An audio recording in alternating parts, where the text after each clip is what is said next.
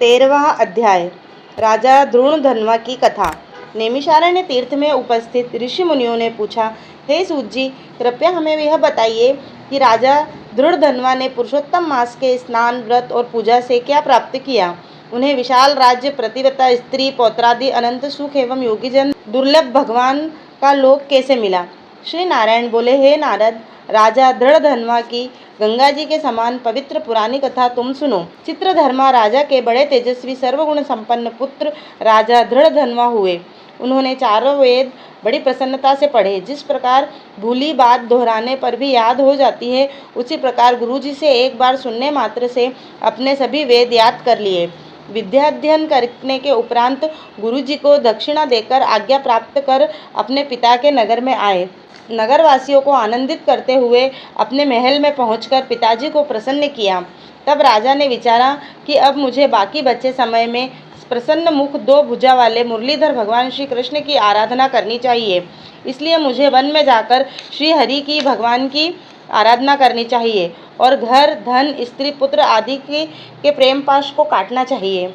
ऐसे दृढ़ निश्चय करके अपने योग्य पुत्र दृढ़धन्वा पर राज्यभार छोड़कर राजा ने मन में श्री कृष्ण का ध्यान करते हुए तपस्या प्रारंभ की तथा राजा चित्रधर्मा तपस्या करते करते बैकुंठ को प्राप्त हुए।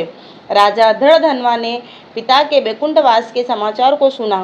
पितृभक्त महाराज दृढ़धन्वा ने हर्ष एवं शोक में विद्वानों के कथा अनुसार पिता के क्रियाकर्म किए। पवित्र नगर पुष्परावर्तक में नीति शास्त्र में निपुण राजा राज्य करने लगा।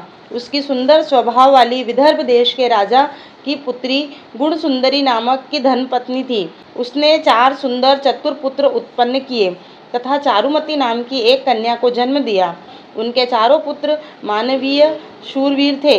उनके नाम चित्रवाह, मणिमान, चित्रकुंडल थे।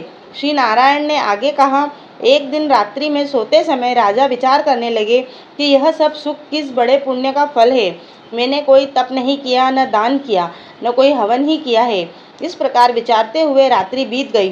प्रातःकाल ब्रह्म मुहूर्त में उठकर राजा ने स्नान आदि नित्य कर्म किया।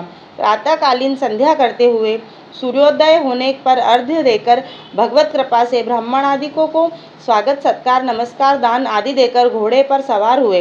राजा घोड़े पर सवार हो शिकार खेलने वन में जा पहुँचे। वहाँ मृग, वराह, सिंह एवं अन्य अनेकों भयानक पशुओं का शिकार किया।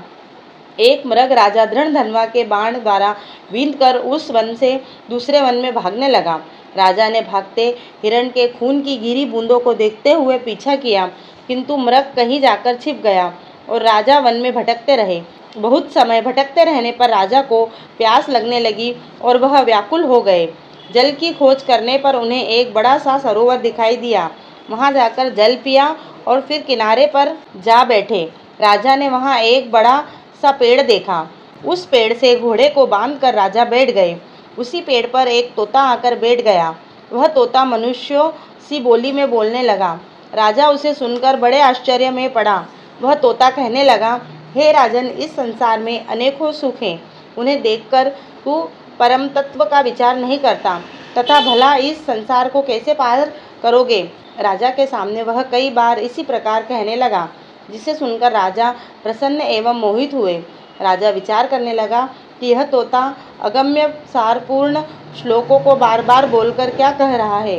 यह श्री वेद व्यास जी के पुत्र श्री सुखदेव जी हैं क्या, जो संसार में डूबे मुझ जैसे मूर्ख को चेतावनी दे रहे हैं। इस प्रकार राजा विचारने लगा। इतने में वहाँ शिकार में बिछुड़ी सेना भी आ गई। तोता राजा को ज्ञान का यह उपदेश देकर उड़ गया और राजा भी तोते के वचनों को याद करते हुए अपने नगर में आ गए।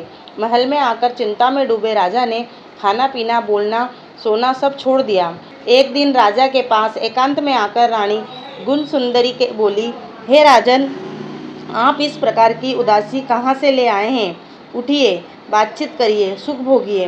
रानी के बार बार अनुनय करने पर भी राजा ने कोई जवाब नहीं दिया, क्योंकि राजा तो बार बार तोते के देवताओं के भी समझ में न आने वाले सारगर्भित वचन याद करके विस्मित हो रहे थे। रानी ने राजा की यह दशा देखकर लंबी श्वास छोड़ी और बड़ी दुखी हुई, किंतु सोचने पर भी पति की चिंता का कारण न समझ सकी।